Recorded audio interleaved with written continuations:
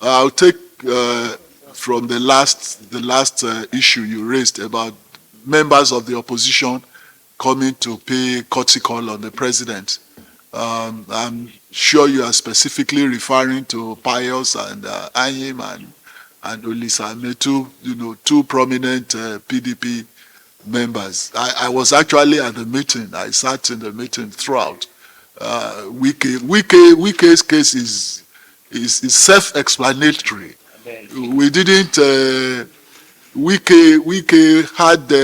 I think it was the tempestuous nature of the PDP internal political wranglings that caused Wike's issue, and you are all aware of that.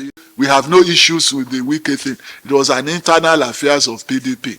So, however, if as a political party your enemy is fighting himself, you reap whatever gains from it without lifting a finger. That's what happened. I don't think that is even very germane.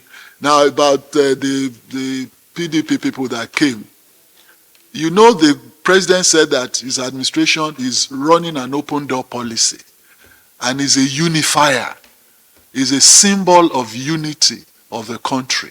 So if anybody from any angle wishes to see the president and has some salient points to raise or issues of observation or even suggestion or advice, the president opens his doors.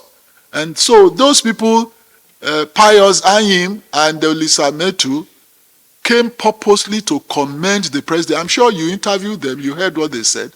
They came to commend the president for his very, very positive policy initiatives that have put Nigeria back on the global stage.